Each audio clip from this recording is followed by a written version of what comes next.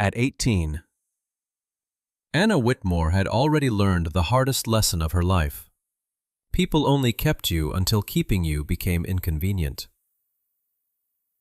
On the morning of her 18th birthday, the foster family she had lived with for 7 years packed their belongings, told her they were moving away, and left Anna behind with one suitcase, almost no money, and nowhere permanent to sleep. Then, just when she thought she had lost the closest thing to a home she had ever known, a lawyer contacted her with news that sounded so ridiculous, she thought it had to be a mistake. Anna had inherited St. Aurelius, an abandoned monastery hidden in the mountains of western Pennsylvania. And after paying the final $1,000 required to claim the neglected estate, the crumbling property would legally belong to her. When people in the nearby village heard that a homeless 18-year-old girl had spent almost everything she had to take possession of a monastery with a damaged roof, no dependable heat, and rooms that had been empty for decades, some laughed. Others told her she had inherited nothing but a ruin that would eventually destroy her financially. Maybe they were right. Anna wasn't trying to become a property owner. She simply needed one door in the world that nobody could close on her. But shortly after moving into one of the monastery's few dry rooms, Anna noticed something strange behind a loose wooden panel. Hidden inside the wall was the private journal of a monk who had lived there during the monastery's final years. Several pages had been deliberately removed, but what remained was even more disturbing. The monk had written repeatedly about a frightened young woman named Claire, who had once arrived at St. Aurelius carrying a little girl. Anna's mother's name was Claire, and when Anna reached an entry describing the child, she found her own name written on the page. What she didn't know yet was why the monk had spent years writing about her. What had been removed from the missing pages, or why an abandoned monastery had been left specifically to a girl who had spent her entire childhood believing nobody wanted her. And when Anna finally uncovered what Brother Matthew had hidden inside St. Aurelius, she learned that the story she had been told about her mother's abandonment was not the truth at all. But before we discover what was written in those missing pages, tell me in the comments where you're listening from and what time it is where you are right now. I always love seeing how far these stories travel and knowing whether you're starting your morning, relaxing in the afternoon, or listening late at night. Wherever you are. I hope you're having a peaceful day and that something good finds its way to you today. And if you enjoy stories about forgotten places, hidden family truths, and ordinary people discovering that their past is not what they believed, subscribe to the channel and join us for the next story. Now, to understand why Anna's name was written inside a dead monk's secret journal, we have to go back to the morning she turned 18 and watched the only family she had drive away without her. Anna Whitmore turned 18 on a Tuesday morning, while someone else packed away the closest thing she had to a home. She woke to the sound of cardboard boxes sliding across the hallway outside her bedroom and found her foster mother, Linda, wrapping drinking glasses in newspaper. By breakfast, the kitchen shelves were half empty. Anna stood in the doorway wearing yesterday's sweatshirt. What's happening? Linda stopped wrapping. A glass, her husband, Mark, continued sealing a box with tape. We were going to sit down with you when Anna asked. Neither answered immediately. Mark finally straightened. I accepted the position in Ohio. We're leaving Friday. Anna waited for the rest. It did not come. Okay. When are we packing? My room. Linda looked down at the glass in her hands. Anna, you're 18 now. 4 words. That was all it took. Anna had lived with them for 7 years, longer than any previous placement. She had eaten at their table, helped paint their garage, and spent Christmas mornings opening gifts labeled with her name. She had never called them Mom or Dad, but somewhere along the way she had allowed herself to believe staying might become permanent. So she asked. Mark exhaled. The arrangement officially ended when you became an adult. We thought you understood that. I understood the paperwork ended. Anna looked from one face to the other. I didn't understand. I did. Linda stepped toward her. It isn't like that. Are you taking me to Ohio? Silence answered first. We can't, Mark said. The company housing is temporary. We don't know what our situation will be. Anna nodded slowly. She had learned long ago that adults often used complicated sentences when the truth required only one word. No, Linda offered to help her find temporary accommodation. Mark said there were programs for young adults leaving foster care. They had made calls, he explained. There might be a bed available in a transitional residence, though nothing was guaranteed immediately. Anna listened without interrupting. When did you know you were moving? She asked. Linda's eyes filled with guilt. A few weeks. Anna went upstairs. Her suitcase was already beneath the bed. She owned little enough that packing took 23 minutes. Jeans, shirts, 2 sweaters, toiletries, a folder containing identification documents, one photograph of herself at about 4 years old, wearing a blue coat beside a woman whose face had been damaged by water. Claire Whitmore, her biological mother, the woman who, according to everything Anna had been told, had placed her into care and never returned. Anna zipped the suitcase downstairs. Linda tried to give her money. Anna refused twice before accepting because pride did not pay for food. Combined with the savings from her part-time jobs, she had a little over $1,200. It was more money than she had ever controlled, and not enough to make the future feel safe. You can stay until Friday, Linda said. Anna looked at the boxes surrounding them. And after Friday, Linda had no answer. Anna left that afternoon. She told herself it was her decision. That distinction mattered, even if it was mostly a lie. She carried her suitcase to the public library and sat near the back, where nobody questioned someone who stayed for hours. She searched for rooms she could afford. Deposits made most impossible. The cheapest motel would consume her money within weeks.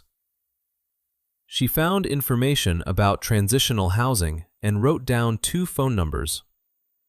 One had a waiting list. The other told her to call again tomorrow. Near closing time, the librarian approached carrying an envelope. Are you Anna Whitmore? Anna stiffened. Yes. This came here for you. Linda called and said you might be at the library. Anna recognized the forwarding sticker from her foster address. The envelope had been redirected more than once. The return address belonged to a law office in Pennsylvania. Inside was a formal letter addressed to Anna Claire Whitmore. She read the first paragraph twice, then a third time. The firm had been attempting to locate her regarding the disposition of an estate. This has to be wrong, she whispered. The letter referred to a property called St. Aurelius Monastery. Under the terms governing the estate, Anna Whitmore had been designated beneficiary of the remaining monastery property upon reaching legal adulthood. Anna stared at the page. She knew no monks. She had never heard of St. Aurelius. She had never owned anything more valuable than her second-hand laptop. Yet the letter stated that the abandoned monastery could be transferred into her name after settlement of outstanding administrative estate and transfer costs totaling $1,000. Nearly everything she had. Anna almost laughed. Someone had apparently left a homeless 18-year-old a building she could barely afford to claim. She turned to the final page, expecting to find the mistake that would explain everything. Instead, she found her full legal name again, followed by her date of birth. Beneath it was a copy of the original estate instruction. The document was old. It had not been created recently by someone who discovered her circumstances. It had been written years earlier. One sentence had been underlined. Upon locating Anna Claire Whitmore, no transfer shall be completed before her 18th birthday. Anna read it slowly. Whoever had arranged this inheritance had known her name. They had known she was a child, and years ago, long before Anna knew Street, Aurelius Monastery existed. Someone had left instructions to keep searching for her until she was old enough to claim it. Anna called the law office the next morning from a bench outside the library. She expected someone to explain that the letter had been sent to the wrong Anna Whitmore. Instead, an attorney confirmed her date of birth, the last 4 digits of her identification number, and the name Claire Whitmore. "The property is yours to claim," he said, "provided the outstanding transfer costs are settled." "Why me?" Anna asked. "The estate instructions identify you specifically. I'm afraid I can't tell you why." "Who left it to me?" There was a pause. The monastery estate was arranged under conditions established before the property became inactive. The surviving documents are limited. Anna looked at her suitcase beside the bench. "And if I don't pay the $1,000, the transfer cannot be completed." $1,000 would leave her with barely enough for transportation and food. It was reckless. She knew that. But the alternative was spending the same money slowly on motel rooms until nothing remained. By afternoon, Anna had signed the required documents electronically and transferred the money. Watching her savings fall to almost nothing made her physically sick.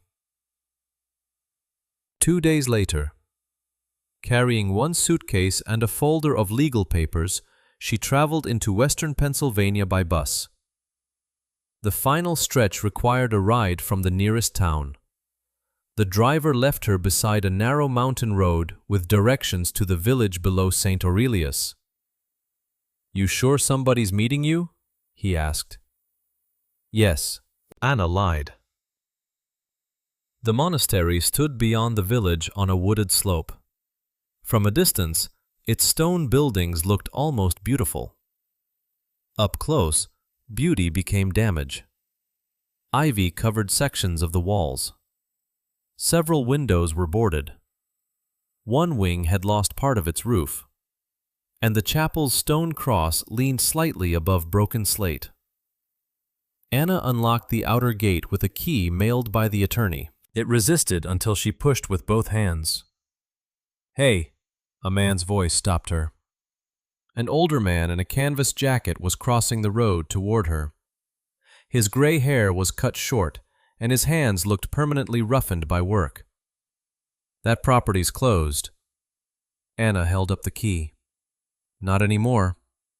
You can't be in there. I own it." The man stared at her, then at the suitcase. "You what?" Anna showed him the transfer papers. He read only enough to see her name and the property description. "Elias Grant," he said, finally. "I used to do masonry repairs here." "Anna Whitmore." His expression changed slightly at her surname, but he said nothing about it. Instead, he looked toward the monastery. "You planning to stay?" "I don't have anywhere else." Elias rubbed a hand across his jaw. "Most of that west wing isn't safe. Chapel roof leaks. Heating system hasn't worked properly in years. Is there water?" "Sometimes." "That sounds promising." He did not smile. Elias walked through the building with her, pointing out where floors had softened and ceilings showed water damage. The monastery was larger than Anna expected. A chapel, kitchen, dining hall, narrow corridors, and rows of small residential rooms once occupied by monks. Most smelled of damp plaster. One room near the eastern end remained relatively dry. It contained a narrow bed frame and a wooden desk. "If you insist on sleeping here, use this room," Elias said, "until you know what's stable." Anna set down her suitcase. "Thank you. I'm not saying this is a good idea." I didn't think you were. That afternoon, another visitor arrived. David Harrow introduced himself as a property developer. Unlike Elias, he seemed unsurprised to find Anna there. "I've been interested in St. Aurelius for years," he said. "The ownership situation made purchasing difficult." "It doesn't anymore." "Exactly. He offered to buy the monastery." The number he mentioned was more money than Anna had ever possessed. For one dangerous moment, she imagined accepting. She could rent a room, buy a reliable car someday, perhaps attend community college. She could walk away from leaking roofs and dark corridors. "Why do you want it?" she asked. "Land, location, development potential, and the monastery." David glanced at the stone buildings. "That would depend on what's economically practical." Anna understood enough. "I'll think about it." "Don't wait too long," he said. "Buildings like this become more expensive every day." By evening, the temperature dropped sharply. Elias had shown her one functioning tap, though the water ran brown before clearing. There was no dependable heat. Anna ate crackers and peanut butter for dinner, wearing both sweaters while sitting on the narrow bed. She had spent $1,000 to own a monastery where she could barely keep warm. Maybe Linda and Mark had been right to think she needed a program, not an ancient ruin. Maybe David's offer was the first sensible opportunity she had received. Yet when Anna locked the room door, something inside her settled. Nobody could tell her she had to leave by Friday. The room was cold, but it was hers. Before sleeping, she used her phone flashlight to examine the walls. Near the door, beneath peeling paint, were several scratches in the plaster. Most looked meaningless. One was lower, roughly at the height a small child could reach. It formed a crooked capital A. Anna touched it. The moment her fingertip met the groove, an image flashed through her mind. A stone hallway, warm light spilling from an open doorway. Her own hand, much smaller, dragging along a cold wall as someone called her name from behind. Anna pulled her hand away. The memory vanished almost immediately. She stood alone in the dark room, staring into the corridor beyond the doorway. She had never heard of St. Aurelius before receiving the letter. She had never knowingly been inside a monastery. But somehow, standing in that hallway, Anna felt the terrifying certainty that this was not her first time there. Anna woke with the memory still lodged somewhere beyond reach. She stood in the hallway before sunrise, touching the crooked A again, but nothing returned. In daylight, it looked like an ordinary scratch made by a nail or broken piece of metal. She told herself that was all it was. By 8, a different problem demanded attention. The tap Elias had shown her produced only a weak trickle, and then nothing. Anna found him outside near an old stone retaining wall, examining a crack running through the mortar. "Water stopped," she said. "That lasted longer than I expected." "You knew it would." "I suspected." Elias followed her inside and traced the pipes toward a utility room near the kitchen. Anna held a flashlight while he worked at a corroded valve. "You always carry tools around?" she asked. "Around this place?" "Yes." You don't work here anymore. Apparently, neither does the plumbing. After an hour, water returned in an uneven stream. Elias warned her not to trust the old system and showed her where the main shutoff was located. Anna watched carefully. I can learn to do this. You'll have to learn a lot. Everyone keeps telling me that. Elias wiped his hands on a cloth. Maybe everyone noticed the building. Anna almost smiled. They spent the rest of the morning making her room less miserable. Elias helped secure a loose window frame, while Anna swept years of dust from beneath the bed. She mentioned the strange memory, but immediately regretted it. I've never been here, she said. Not that I know of. Elias looked toward the scratched letter near the doorway. Memory does strange things. That's not an answer. Wasn't meant to be. Shortly after noon, a woman with silver hair and a red scarf appeared carrying a canvas bag filled with old newspapers. She introduced herself as Miriam Cole, a retired librarian from the village. Word travels quickly here, she said, especially when an 18-year-old inherits a monastery. Anna leaned against the doorway. Did you know who owned it before me? The monastery did, in one legal form or another. That doesn't explain why I own it now. Miriam studied her face. No, I suppose it doesn't. Then Anna gave her full name. Miriam became very still. Whitmore. Yes. Was your mother Claire? Anna straightened. You knew her. I remember her name. From where? Miriam looked down the corridor. There was a young woman named Claire around here many years ago.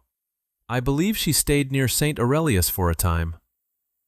Anna felt the hallway tilt beneath her. My mother abandoned me when I was little. Miriam's expression softened, but did not become pitying. I'm only telling you what I remember. I don't know what happened afterward. Was she a nun? This was a monastery. Anna, I know that. Then no. Miriam almost smiled.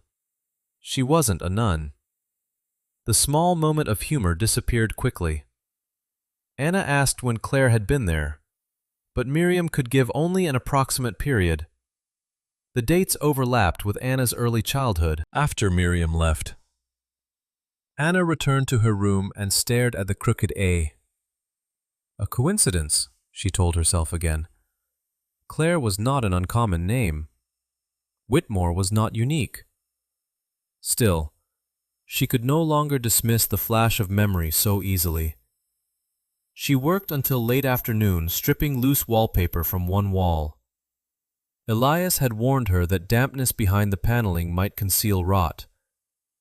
Near the wooden desk, one section pulled away more easily than the rest. Anna tugged. A narrow wooden panel shifted outward.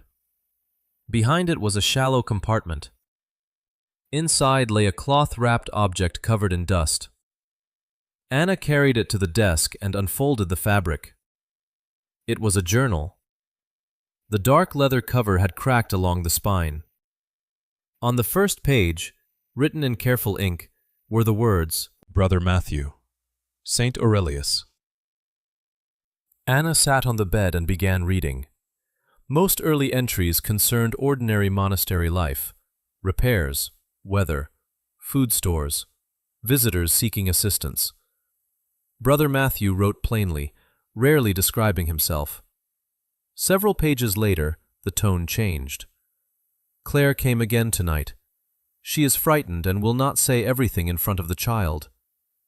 Anna stopped breathing. She read the sentence again. The next entry referred only to Claire and the child. Another mentioned preparing a room for them. Another described the little girl sleeping while Claire spoke privately with Brother Matthew. Anna turned pages faster. Several sheets had been removed cleanly near the binding. Not torn accidentally. Cut. She ran her finger along the missing edges. Whatever had been written there was gone. She continued reading. Claire feared being found. Brother Matthew promised temporary shelter. The entries never explained who Claire feared or why she had come to St. Aurelius. Anna felt anger rising beneath her confusion. If this Claire was her mother, then she had brought Anna here. She had stood in these corridors, perhaps slept in this monastery, and then, somehow, Anna had ended up in foster care with no memory of why. Footsteps sounded in the corridor. Elias appeared at the doorway. You all right? Anna held up the journal. I found this behind the wall. He recognized the name on the first page. Brother Matthew. You knew him?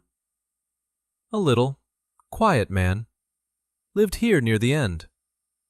Anna showed him the missing pages. Elias examined them without touching. Someone wanted those out. Or he removed them himself. Possible. Anna turned to the later entries. The handwriting became less steady. One passage mentioned Claire leaving the monastery. Another referred to promises that had to be kept. Then she found an entry written several days later. Anna read the first line silently. Her hands began to shake. Elias noticed. What? She could barely answer. The entry read, The child asked today whether her mother would come back before dark. I told Anna that Claire would return as soon as she could. Anna stared at her own name on the page. Not simply a child. Not a coincidence. Anna. She looked toward the scratched letter beside the doorway, then back at Brother Matthew's journal. Years before she inherited St. Aurelius, she had already been here, and a dead monk had written about her. Anna read Brother Matthew's journal until the light outside faded and the words blurred together. Elias brought an oil lamp from a storage cupboard, set it on the desk, and left without asking questions. The entries gave her fragments but no explanation. Claire had arrived after dark. Claire had been frightened. Claire had asked Brother Matthew not to contact anyone. The child had slept in a room near the eastern corridor. Anna had been that child. The fact should have answered something. Instead, it opened a space inside her that felt larger than the monastery itself. She returned to the earliest entry about Claire. Brother Matthew described hearing hurried knocking at the side entrance shortly before midnight. Claire stood outside carrying a small girl wrapped in a blue coat. Her face was bruised, though the journal did not say how. She refused to give details until the child was asleep. Anna stopped at the mention of the coat. The damaged photograph in her suitcase showed her wearing blue beside Claire. She retrieved it and placed it beside the journal. The coat's collar, pale buttons, and stitched pocket matched the description. So she brought me here, Anna whispered. Elias stood in the doorway holding a toolbox. Looks that way. And then she left. The journal hasn't told you that yet. Anna closed the book. I ended up in foster care. She didn't come back. That tells me enough. Elias entered and began tightening the loose hinge on the door. You're reading the end before you know the middle. I know what abandonment looks like. He did not argue. His silence made Anna angrier. You think I'm being unfair to her. I think you've had the same story for a long time. New information doesn't fit easily. She was frightened. Fine. She needed somewhere to stay. Fine. But I was still the one who got left behind. Elias tested the hinge. That part is true. The answer disarmed her more than comfort would have. The next morning, Miriam returned with a folder of copied village records. She had searched old newspapers, rental listings, and church notices from the years matching the journal. Claire Whitmore rented a room above a bakery for 6 weeks, she said. The owner remembered a young mother with a little girl. Anna examined the faded rental record. Claire had used her real name. Why stay in the village if the monastery sheltered her? Perhaps she was trying to build a life. Or preparing to leave me somewhere. Miriam folded her hands. Those aren't the same thing. Anna looked away. She had heard variations of that sentence from caseworkers for years. Adults could love you and still fail you. Circumstances could be complicated. None of those explanations had changed where Anna slept. Miriam suggested searching the local historical collection for photographs of St. Aurelius. They spent the afternoon in the former village library, now reduced to one room inside the municipal hall. Boxes contained monastery newsletters, festival programs, and donated albums. Anna turned pages while Miriam read captions aloud. Brother Matthew appeared in several photographs, usually at the edge of a group. He was younger than Anna had imagined, thin, with serious eyes and a careful posture. In one image, he handed bread to a family outside the monastery kitchen. The sight triggered another flash of memory. Warm air. A wooden table. Loaves cooling beneath white cloth. A man's hand sliding a small carved bird across the table toward her. Anna pressed her fingers against her temple. What is it? Miriam asked. I remember the kitchen. Are you sure? No, Anna hated the uncertainty. I remember bread, and someone gave me a bird. Miriam searched another box and found an old inventory list. Among the monastery's handicrafts were carved wooden animals made by Brother Matthew. Anna stared at the line until the memory sharpened. The bird had fit inside her palm. One wing was slightly uneven. She had carried it through a stone corridor while Claire spoke behind a closed door. That evening, David Harrow arrived at St. Aurelius with a written offer. The roof leak above the western corridor had worsened, and Elias had placed 2 buckets beneath it. David noticed them immediately. This is what I was warning you about, he said.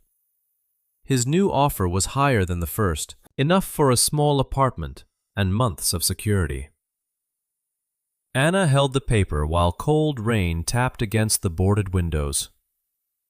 You could leave this problem behind, David said. You've owned it less than a week. There's no shame in realizing it's too much. Anna thought of Linda and Mark saying nearly the same thing in gentler words. Practical decisions. Unavoidable circumstances. She folded the offer and placed it in her pocket. I haven't decided. Buildings don't wait while people decide. After he left, Anna returned to the journal. She read an entry describing Claire helping in the monastery kitchen while Anna played beneath the table.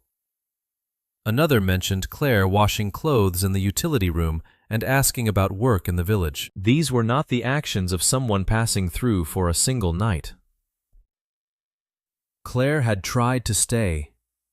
That possibility hurt more than anger because it gave Anna something dangerous hope that the story might not be simple. The next day, Miriam brought one final box from the historical collection. Its photographs had never been catalogued. Most were faded landscapes and monastery repairs. Anna nearly stopped searching when she found an image of the courtyard taken during early autumn. Brother Matthew stood near the stone well. Beside him was Claire Whitmore. Anna recognized her despite the photograph's age and the water damage that had obscured Claire's face in Anna's personal picture. Claire looked exhausted but alert, one hand resting protectively on the shoulder of a small girl. The girl wore a blue coat, Anna's blue coat. Her own earliest photograph had been taken from a different angle, but the collar, buttons, and stitched pocket were identical. In the courtyard image, The little girl held a small wooden bird. Anna's hands went cold. She had remembered correctly. She had stood in this place. Claire had brought her here. Brother Matthew had known them both, and whatever happened afterward had been important enough for someone to cut pages from his journal. Anna turned the photograph over. A date had been written on the back, along with 4 words in Brother Matthew's handwriting. Claire and Anna, safe for now. Anna carried the courtyard photograph with her when she and Miriam returned to the municipal records office the next morning. The date on the back gave them a starting point. They searched child welfare notices, court indexes, and archived directories from the months after Claire and Anna had stayed at St. Aurelius. By noon, Miriam found Anna's name in a county placement log. The entry was brief. Temporary protective care. Emergency placement. Mother unavailable due to medical circumstances. Anna read it twice. Temporary, she said. That's what it says. Then why did it become my whole childhood? Miriam did not pretend to know. The next records showed Anna transferred from one foster home to another when she was 5. Then moved again after a family left the county. Several file numbers changed along the way. Her middle name disappeared from one entry. In another, Whitmore had been misspelled with an extra letter. Small clerical errors, each harmless alone, had formed a trail difficult to follow. Someone looking for you might not have known which record was yours. Miriam said. Anna closed the folder. My mother knew my name. We still don't know what she was able to do. Back at the monastery, Anna opened Brother Matthew's journal to the entries following Claire's departure. The handwriting remained controlled, but the sentences grew shorter. He had visited an office in town. He had written to the county. He had received no direct information because he was not Anna's legal guardian. Weeks later, he recorded sending another letter. Then another. Anna began making a list. 12 attempts appeared in the journal over 3 years. Some went to child welfare offices. Others went to courts, churches, and former addresses associated with Claire. Brother Matthew had not forgotten her. The realization brought no immediate comfort. It raised a sharper question. 12 letters, Anna said when Elias entered carrying replacement boards for the broken window frame.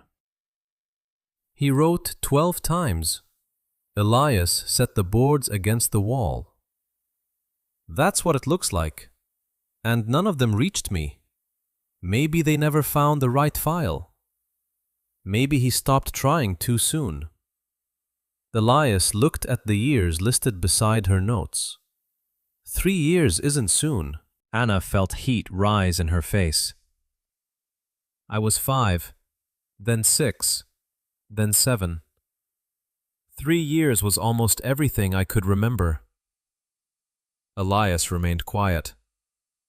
You keep defending him. No, I'm telling you, failure and indifference aren't the same. They feel the same when you're the person no one finds. He accepted that without argument. Together they removed the damaged window frame. Anna held the boards while Elias measured the opening. The work steadied her, but only briefly. Each nail reminded her of the difference between effort and result. Brother Matthew might have searched. Claire might have meant to return. Yet Anna had still moved from house to house, learning not to unpack fully because someone could always decide she no longer fit. Miriam arrived later with copies of returned correspondence found among uncatalogued monastery papers. The envelopes bore Brother Matthew's name and the monastery address. Several had stamps marked undeliverable. One had been redirected twice before coming back. Another had a typed response stating that privacy law prevented disclosure of a child's placement information. Anna spread the envelopes across the desk. "He used my full name," she said, "and my birth date." "The agencies may still have required legal authority," Miriam replied. "Or the record errors sent them nowhere." One letter had been opened and returned with a handwritten note, "No child under this spelling located." Anna stared at the misspelling of Whitmore.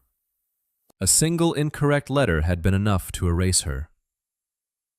"People always say the system failed," she said. "That makes it sound like weather, like nobody did it." Miriam sat beside her. "Systems are made of people. Sometimes they fail because too many people each do one small thing badly. And the child carries all of it?" Yes, that answer hurt because it did not excuse anyone. The western roof leaked again that evening. Elias moved buckets while Anna covered the journal and letters with plastic. David Harrow arrived before the rain stopped, holding a folder beneath his coat. His new offer was nearly double the first. He spoke plainly. "This is the highest I'll go." Anna looked at the amount. It would buy safety she had never had, a deposit on an apartment, food, time to finish school. Perhaps a life that did not depend on keeping an ancient monastery standing. "How long do I have?" she asked. "Until Friday." "That's 2 days. The property loses value every week." David glanced toward the leaking ceiling. "You don't owe this place anything." Anna almost agreed. The monastery had given her questions, not shelter worth trusting. She could sell it, take the money, and stop digging through records that made every memory unstable. After David left, she placed the offer beside Brother Matthew's letters. Elias saw it. "Good money," he said. "Enough to leave." "Would you?" "It isn't my decision. Nobody ever makes decisions for me until they decide I can't stay." Elias leaned against the doorframe. "Selling because you choose to is different. And staying, also different. If it's your choice." Anna hated the calmness in his voice. "You think I'm only keeping this place because I'm afraid of leaving? I think fear can make both choices look reasonable." She turned away. That night, Anna gathered the returned envelopes into chronological order. She wanted to know when Brother Matthew had stopped. The final envelope had no postmark she could read beneath the water stain. It was thicker than the others and sealed with brittle tape. Anna opened it carefully. Inside was a carbon copy of a letter addressed to a state child welfare office. Brother Matthew had written that Claire Whitmore had placed her daughter into temporary care during a medical crisis. He stated that Claire had not intended permanent separation and that documents existed supporting her intention to reclaim Anna. He requested only that someone deliver a message. At the bottom, beneath his signature, he had added a sentence by hand. Anna's throat tightened as she read it. "Please tell Anna her mother did not leave willingly." The room went silent around her. For the first time in her life, the story she had believed about Claire no longer felt certain. Her mother might not have chosen to disappear. And somewhere between a frightened woman, a searching monk, and a trail of broken records, Anna had been lost. Anna read Brother Matthew's handwritten sentence until dawn began whitening the edges of the boarded window. "Please tell Anna her mother did not leave willingly." The words should have brought relief. Instead, they unsettled every certainty she had used to survive. For years, she had built her life around one explanation. Claire Whitmore had chosen to leave, and no one had cared enough to bring Anna back. Now a dead monk's letter suggested something else. But suggestion was not proof. By morning, Anna had already decided what she needed. Death records, she told Miriam when the older woman arrived. Miriam looked at the open journal, the returned envelope, and Anna's exhausted face. For Claire, if she didn't leave willingly, I want to know what stopped her. They began at the county records office. Claire's name appeared in an old medical assistance index. Then in hospital admission records that Miriam helped Anna request. The documents were incomplete, but the dates aligned with the months after Anna entered temporary care. Claire had been admitted repeatedly for a serious illness. She had listed Anna as her dependent on the first form. On a later page, beneath emergency contact information, she had written that her daughter was temporarily placed outside the home during treatment. Anna's hands tightened around the copy. Temporarily, she said. She thought I was coming back. Miriam nodded. That is what the record suggests. Then why didn't she? The answer came in a death certificate filed 7 months later. Claire Whitmore had died in a county hospital at 27 years old. Anna stared at the age first. 27. Claire had been younger than Linda when Anna first entered her foster home. Younger than most caseworkers who had explained abandonment to her in careful voices. No, Anna said. Miriam reached for her hand, but Anna pulled away before contact. There has to be another Claire Whitmore. The birth date matches the other documents. Records can be wrong. They spelled my name wrong. Her voice rose. They lost letters. They moved me around. They could have attached the wrong death certificate. Miriam did not argue. She simply turned the page so Anna could see the listed child, Anna Claire Whitmore. The room seemed to narrow. Anna stood so quickly her chair struck the floor. She left the office without collecting the copies. Outside, cold air cut through her sweatshirt. She walked several blocks before Miriam caught up. Anna, she died. Yes. And nobody told me. I'm sorry. Everyone let me believe she left. Miriam's face tightened with grief that was not her own. Perhaps the information never followed your file. That's what people say when no one wants responsibility. Anna walked faster. The record failed. The office failed. The placement failed. Everyone failed. But somehow no one did anything wrong. Back at St. Aurelius, Elias was repairing cracked mortar near the eastern entrance. Anna passed him without speaking. He followed her inside after several minutes and found her seated on the floor beside the desk, Claire's death certificate lying across her knees. She died, Anna said. Elias lowered himself onto the bed frame opposite her. I'm sorry. Don't say that like it fixes anything. I didn't. Anna looked at him. Brother Matthew knew she was sick. He wrote letters. Why didn't he come get me? He wasn't your legal guardian. He knew where I belonged. Knowing isn't the same as having authority. Then he should have fought harder. Elias absorbed the accusation without defending the monk. Maybe he did. Not enough. No, Elias said. Not enough to bring you back. The honesty stopped her. She expected excuses, explanations about limited power and complicated systems. Elias offered none. People keep telling me they tried, Anna said. What good is trying if the child still grows up alone?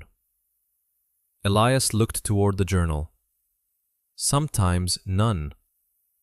Then why should it matter? Because failing while trying is not the same as deciding you are not worth finding. Anna wanted to reject the distinction. It sounded too generous. Yet Brother Matthew's 12 letters remained on the desk. each one evidence of effort that had reached nowhere. Claire's medical records showed a mother planning to return until illness made return impossible. Anna had been abandoned by circumstance, bureaucracy, death, and adults who failed to connect the pieces, but perhaps not by lack of love. That evening, she reread the journal from the date Claire left St. Aurelius. Brother Matthew had written that Claire's health had worsened, but that she remained certain the separation would be brief. He recorded delivering clothing for Anna to a county office, though the package was later returned. He wrote that Claire asked the same question during every visit. Had anyone answered about her daughter? The final entry mentioning Claire was short. Claire is weaker. She asked me to promise that Anna will someday know she was loved before she was lost. Anna closed the journal and cried for the first time since arriving at the monastery. The grief came without order. She cried for Claire, whom she had spent years resenting. She cried for the child who had waited for a mother already dying. She cried because truth had arrived too late to give either of them a different life.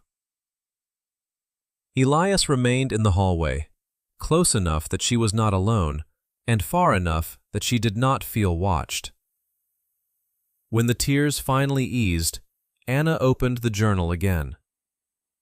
She turned several pages beyond Claire's death and found an entry she had previously overlooked. Brother Matthew wrote that Claire had left letters for Anna, along with documents he was sworn to protect until they could be delivered safely. The next line had been underlined twice. Claire's final letters are kept where promises are made. Anna looked toward the dark corridor leading to the chapel. The missing journal pages were not the only pieces of the story.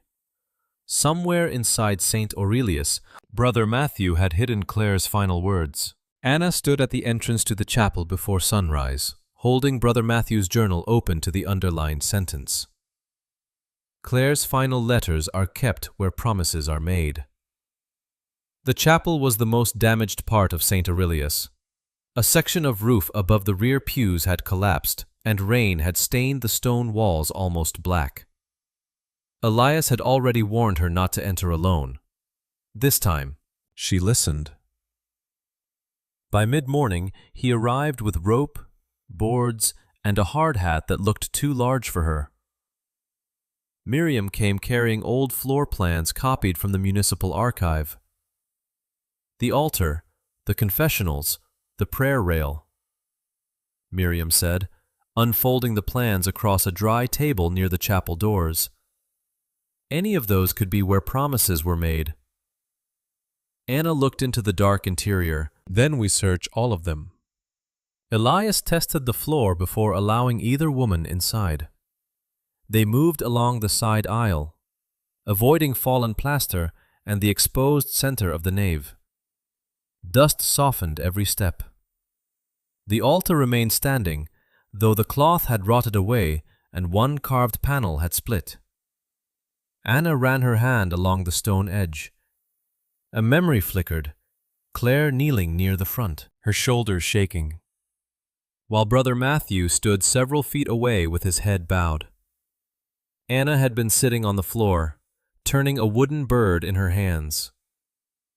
"I remember this," she whispered. Miriam watched her carefully. "The altar. My mother was here. She was crying." The memory vanished before Anna could hold it. They searched behind the altar first. Elias removed 2 loose panels, revealing only dust. Old candle ends and mouse droppings. The confessionals came next. Their wooden doors had warped, and one had partially collapsed. Anna examined every shelf and wall seam while Miriam compared the woodwork to the old plans. Nothing. By noon, cold rain began striking the damaged roof. Elias insisted they leave until it passed. Anna objected, but a piece of plaster fell near the side aisle and shattered against the floor. "The letters won't help you if the ceiling puts you in the hospital," he said. They returned to the residential wing and ate bread with canned soup, while water dripped into buckets along the western corridor. Anna could not stop looking toward the chapel. What if where promises are made doesn't mean the chapel? She asked. It could mean the room where Claire spoke to him. Miriam shook her head. Brother Matthew chose those words carefully. He likely meant a sacred place. Elias glanced at the plans. Or a place built for vows.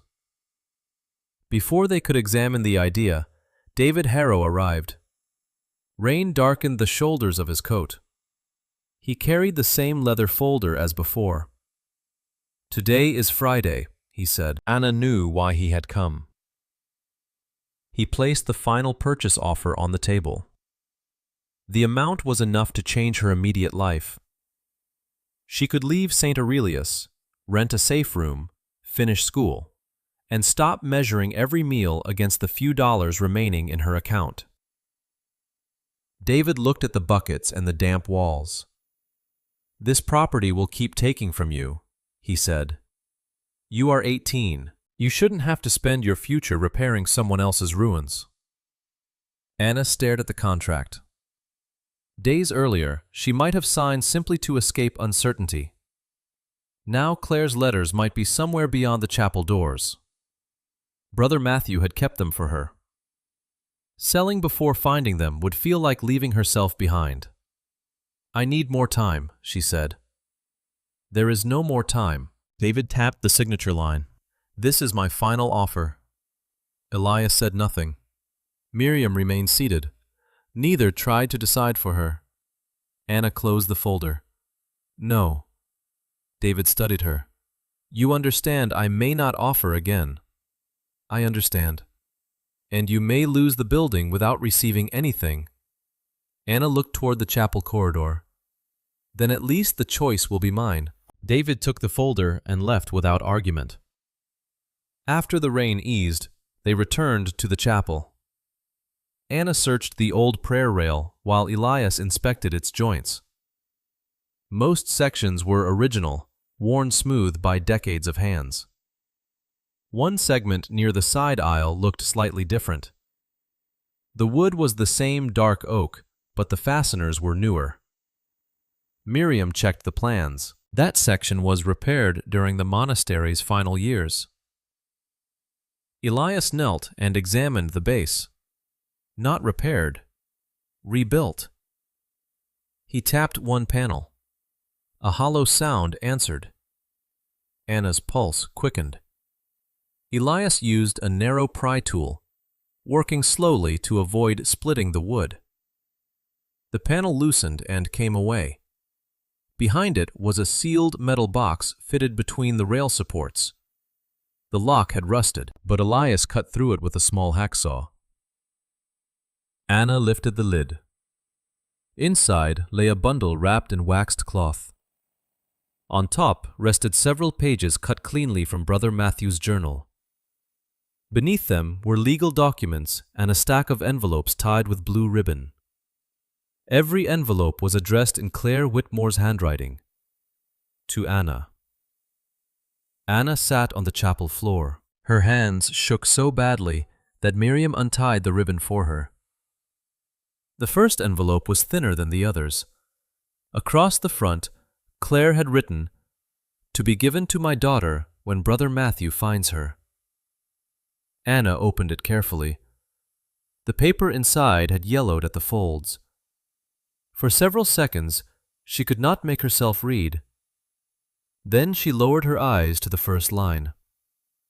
My dearest Anna, if you are reading this, Brother Matthew finally found you. Anna read Claire's first sentence 3 times before the words became real.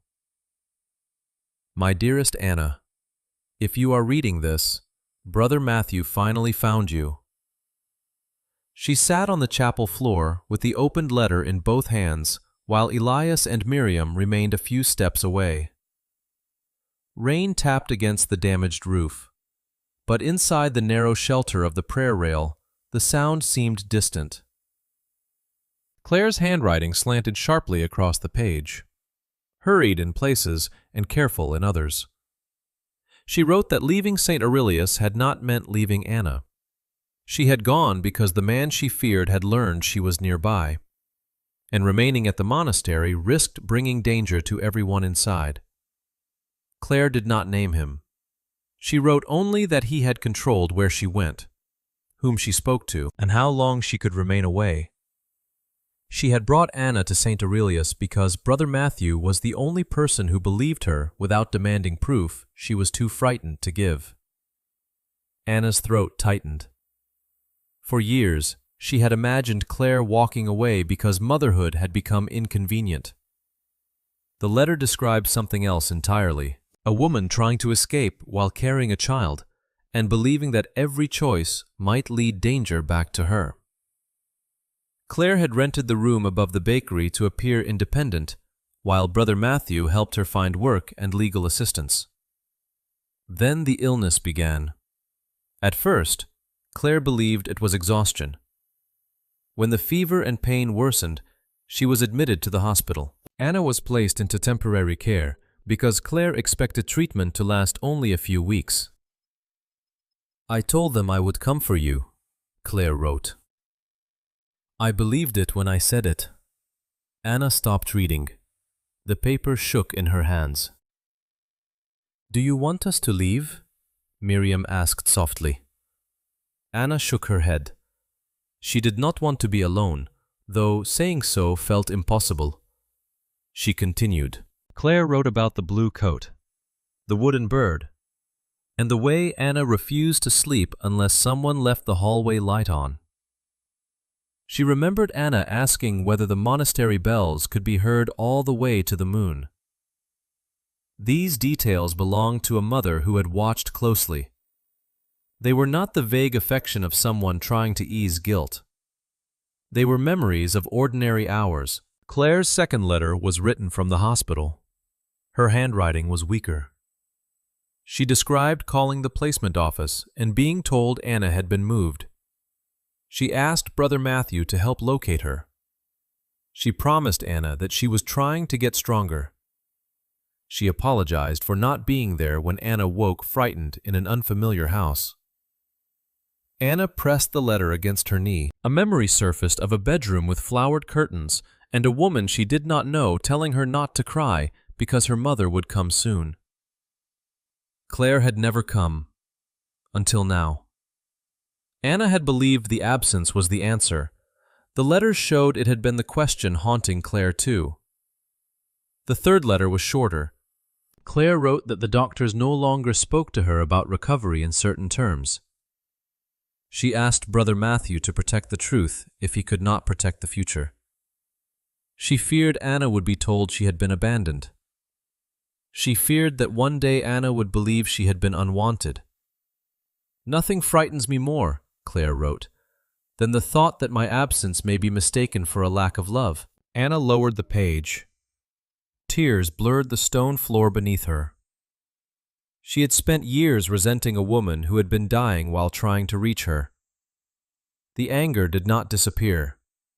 It changed direction, scattering toward offices, misplaced files, unanswered letters, and every adult who had repeated the simplest version of her story because it was easier than searching for another. Elias sat on the edge of a nearby pew.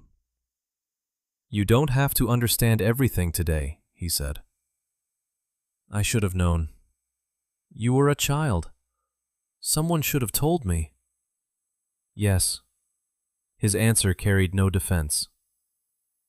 Anna unfolded the missing journal pages next. Brother Matthew's entries filled the gaps between Claire's letters. He described visiting her at the hospital, carrying messages to county offices, and attempting to establish authority to retrieve Anna. Each effort failed. He was not a relative. The monastery had no legal guardianship. By the time he located one placement address, Anna had already been transferred elsewhere. In the final missing pages, Brother Matthew recorded Claire's last request. "Find my daughter. Tell her I did not surrender her. Tell her I was trying to return until I could not." Anna covered her face and cried without restraint. Miriam moved closer and rested a hand lightly on her shoulder. This time, Anna did not pull away. She cried for Claire as a real person rather than the distant figure in a damaged photograph. She cried for the years spent interpreting silence as rejection. She cried for the child in the blue coat who had waited for someone already beyond returning. When she could read again, Anna opened the final envelope. It contained Claire's last letter and a smaller packet of legal documents. Claire's words were brief. She wrote that Saint Aurelius had given them shelter when no one else would. She had no money to repay the monks, but she possessed one thing of value: a narrow parcel of land inherited from her grandmother. She had transferred it to the monastery because it provided legal access from the village road to the upper property. Without that strip, Saint Aurelius could have been cut off and forced to sell. Anna looked at the attached deed. Claire Whitmore's name appeared beside the property description. Another document recorded the transfer to the monastery. Why would this be hidden with the letters, Anna asked. Miriam examined the papers. Because it mattered beyond the gift. Anna turned to the last page. A later notation had been added in Brother Matthew's handwriting.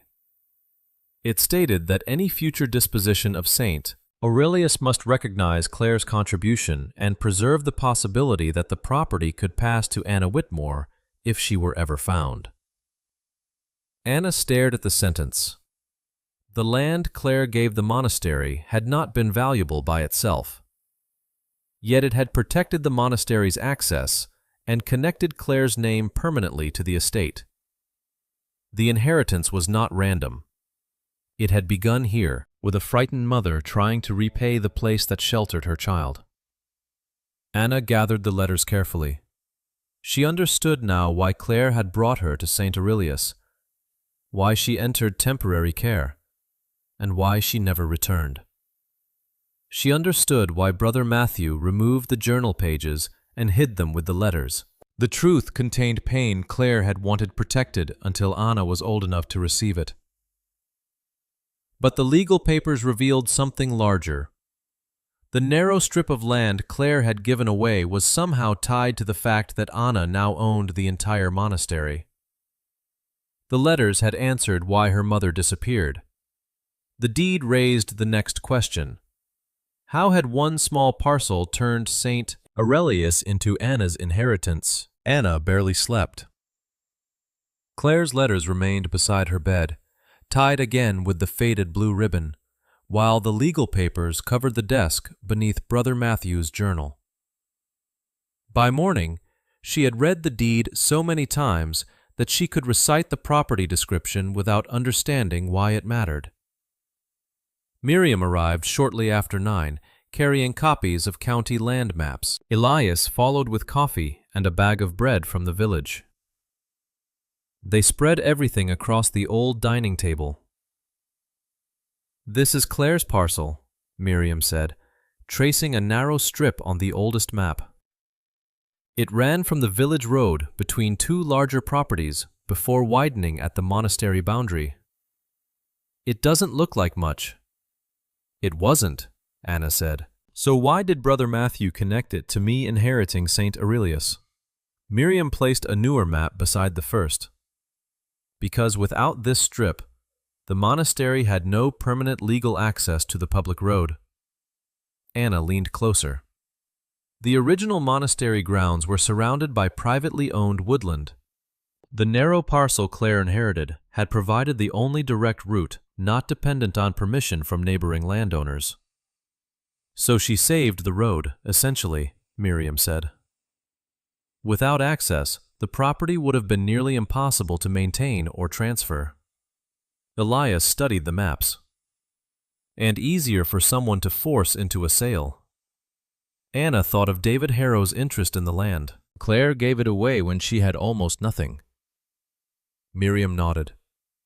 Apparently because Saint Aurelius had sheltered you. The three of them spent the afternoon reconstructing the estate history. Miriam contacted the county archive while Anna called the attorney whose letter had first brought her there. This time, she knew which questions to ask. The attorney located older trust documents that had not been included in Anna's original transfer packet. Their language was formal, but the meaning gradually became clear. Claire's land transfer had been unconditional. She had not demanded money or ownership in return. Years later, when Saint Aurelius began losing residents and preparing for eventual closure, Brother Matthew and the remaining monastery trustees had created provisions governing what would happen to the property. Selling was permitted only after attempts were made to locate a named beneficiary. Anna Claire Whitmore. He did this, Anna said. Brother Matthew, Miriam asked. He knew he might never find me, so he made the monastery wait. The attorney confirmed that repeated searches had been conducted over the years. Some ended because records led nowhere. Others resumed when new databases became available. Brother Matthew had died before Anna was located, but the estate instruction remained active. Eventually, a record search connected Anna's full legal name and birth date to her most recent foster placement. The letter had begun following her through forwarded addresses until it finally reached the library. Anna looked at the original instruction again. Upon locating Anna Claire Whitmore, no transfer shall be completed before her 18th birthday. It no longer felt mysterious. Brother Matthew had not wanted an abandoned property transferred to a child who could not legally control it. He had arranged for Saint Aurelius to remain waiting until Anna was old enough to decide for herself. Did he know my mother died? Anna asked the attorney. The records suggest he did. Did he know I never received his letters? I can't answer that. Anna already knew enough. Brother Matthew had continued searching. When searching failed, he had built the possibility of finding her into the monastery's future. He had turned a promise into paperwork, because paperwork, unlike memory, might survive him. After the call ended, Anna walked outside. The monastery looked different now, though nothing had changed. The roof still sagged. Several windows remained boarded. Weeds pushed between stones in the courtyard. Claire had once crossed this ground carrying Anna in a blue coat. She had arrived frightened and left hoping separation would be temporary. Before dying, she had given the monastery the one piece of property she owned because it had protected her daughter. Brother Matthew had later protected Anna's connection to the monastery because he could not bring Anna back himself. Neither had known whether she would ever return. Yet both had left something pointing toward her. Elias joined her near the stone wall. You found your answer. I found why it's mine. Not the same thing. Anna looked toward the chapel. I thought someone left me a monastery because nobody else wanted it. Nobody else did want it. She gave him a tired smile. You're terrible at comforting people, I've been told. Then his expression softened. But that isn't why you got it. Anna nodded. The distinction mattered. She had spent her life believing she was what remained after other people made their choices. A child left in temporary care. A foster daughter left behind when a family moved. An 18-year-old with one suitcase. Street. Aurelius was the first thing that had waited specifically for her. That evening, reality returned with the sound of water striking a bucket. Rain had begun again. Elias examined the ceiling and gave her the bad news. The temporary repair would not survive another season. The eastern rooms needed electrical work. The heating system required replacement. Even preserving the safest portion of the monastery would cost more than Anna possessed. How long can I stay here? She asked. Through the warmer months, probably. Winter is another question. Anna looked around the dining hall. So I inherited something I can't afford to keep. Elias sat across from her. Maybe. David was right. About the cost? Yes, if I'd sold, I could have had enough money to start over. You still own the property. Selling remains possible. Anna thought of Claire's letters hidden behind the prayer rail, Brother Matthew's journal behind the wall. She had found the truth, which meant she no longer needed the monastery to answer questions about her past. Keeping it simply because Claire had once been there would turn memory into another kind of trap. Miriam entered carrying the old courtyard photograph. She placed it beside the repair estimates. Your mother gave Saint Aurelius something because it helped her when she needed it, she said. Brother Matthew left Saint Aurelius connected to you because he wanted you to have a choice. What choice? Anna asked. Miriam looked around the deteriorating room. That may be the part they couldn't make for you, after they left. Anna walked alone through the eastern corridor. She stopped beside the crooked A scratched into the plaster. Days earlier, the mark had frightened her because it suggested a past she could not remember. Now she placed her fingers against it and pictured the little girl in the blue coat. That child had once needed this place. So had Claire. The monastery had sheltered them without knowing what would happen afterward. Anna had inherited the building, but ownership alone could not save it. She could sell and secure her own future. She could remain and watch the monastery consume resources she did not have. Or perhaps there was another possibility she had not yet learned to see. Anna looked down the corridor toward the rooms that had once sheltered people with nowhere safe to go. For the first time, she wondered whether belonging to Saint Aurelius had ever been about possessing it at all, or whether the real inheritance was deciding what the place should become next. Anna did not decide to save all of Saint Aurelius. That was the first practical choice she made.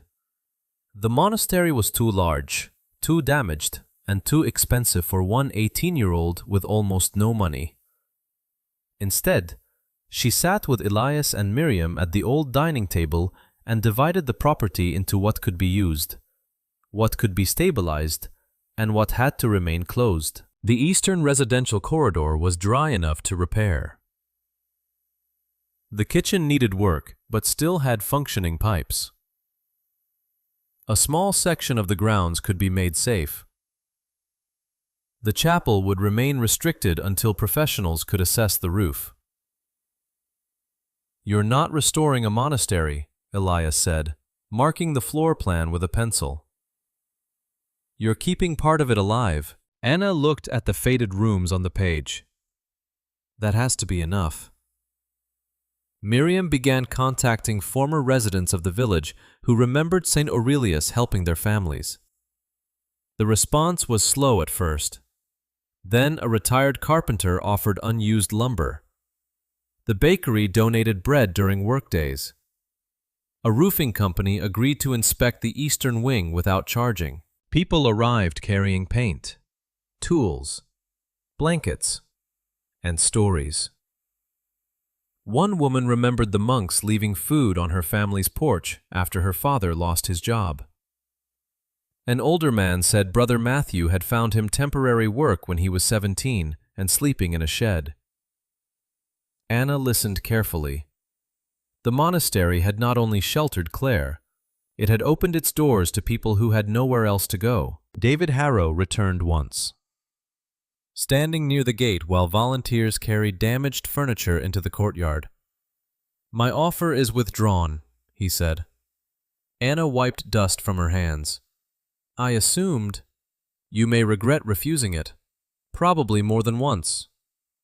David studied the activity around the eastern wing. This won't make the property profitable. That isn't what I'm trying to do. He looked toward the chapel, then back at her. You're young. Purpose feels cheaper than it is.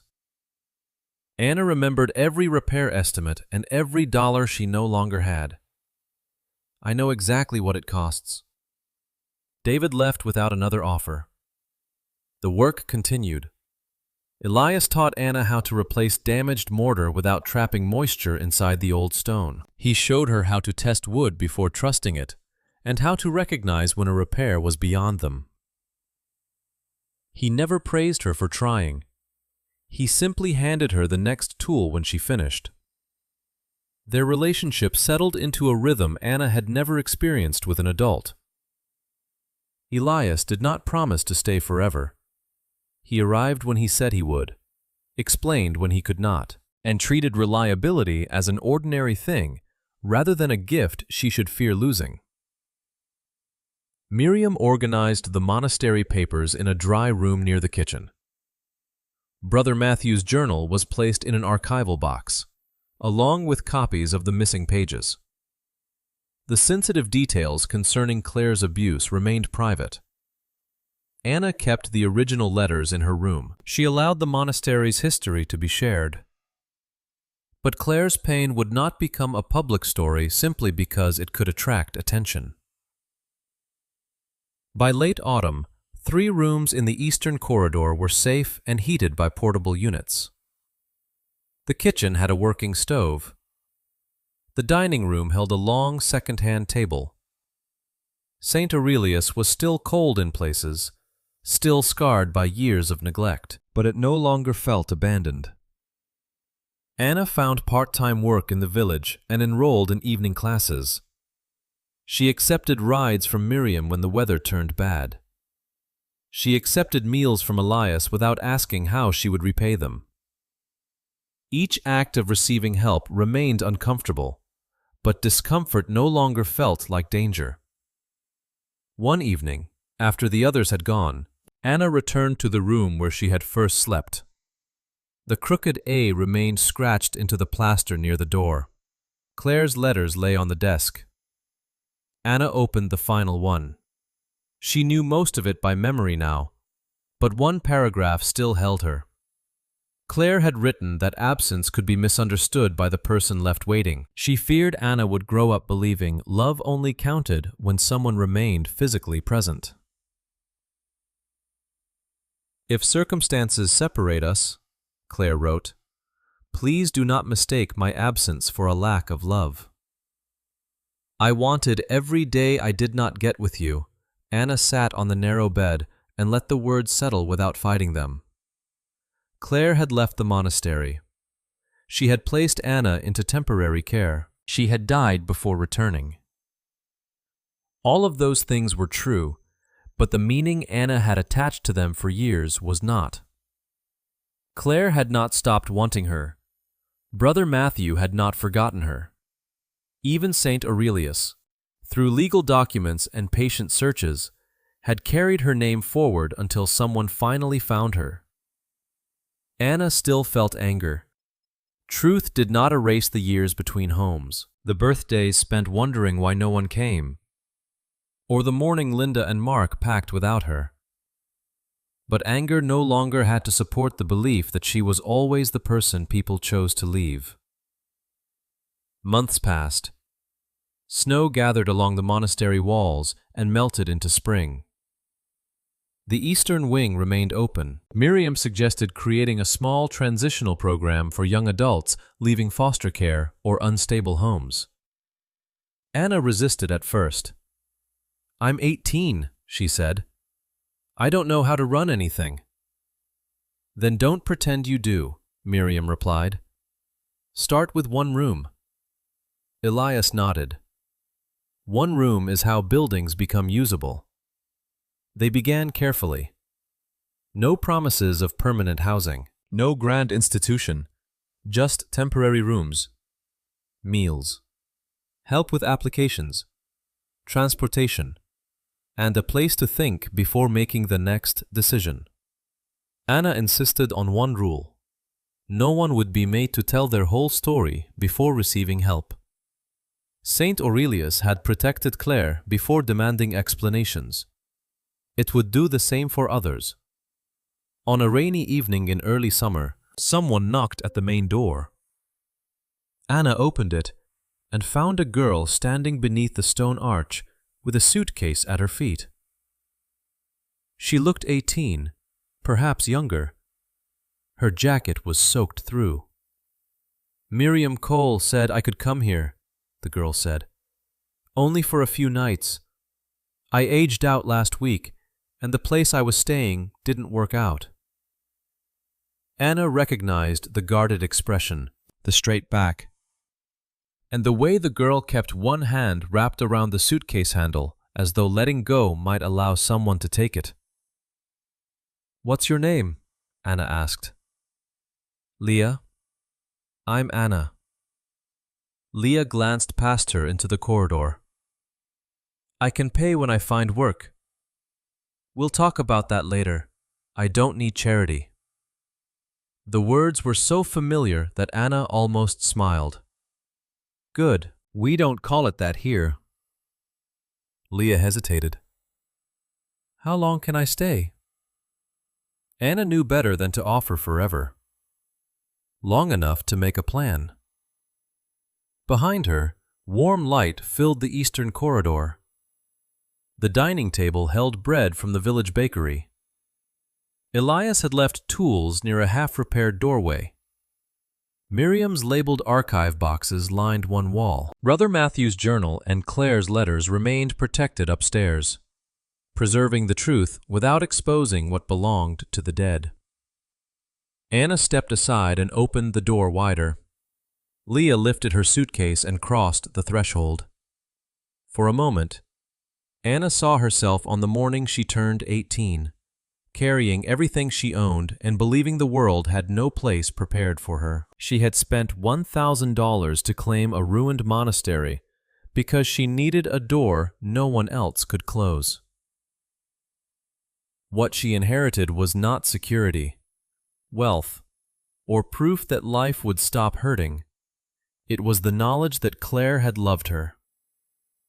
Brother Matthew had searched for her, and one forgotten place had kept her name alive through every year she believed she had been erased. Anna closed the door against the rain and led Leah toward the warm rooms. She had spent her whole life believing everyone eventually left her, only to discover that an old monastery had been waiting all those years for her to come back.